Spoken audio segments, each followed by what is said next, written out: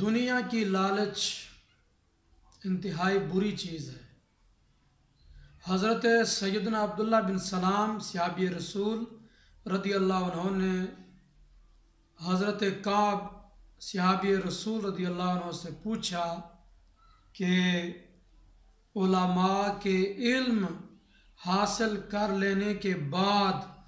کون سی وہ چیز ہے جو اس علم کو ان کے دلوں سے نکال لیتی ہے، جس کی وجہ سے وہ علم ختم ہو جاتا ہے؟ تو حضرت کعب نے ارشاد فرمایا کہ لالچ، حرص اور طمع یہ وہ چیزیں ہیں، اور اس طرح لوگوں کے آگے ہاتھ پھیلانا یہ وہ چیزیں ہیں جو علماء سے علم کو چھین لیتے ہیں۔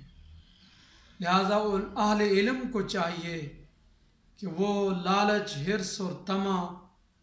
سے بچیں اور لوگوں کے سامنے ہاتھ پھیلانے سے اپنے آپ کو بچائے رکھیں، تاکہ وہ علم جو رب نے عظیم دولت دی ہے وہ ہمارے سینوں میں محفوظ رہے۔ جس دل میں لالچ ہو، حرص ہو، طمع ہو، لوگوں کے سامنے ہاتھ پھیلانے والی عادتیں ہوں، تو ایسے شخص کے پاس علم نہیں رہتا،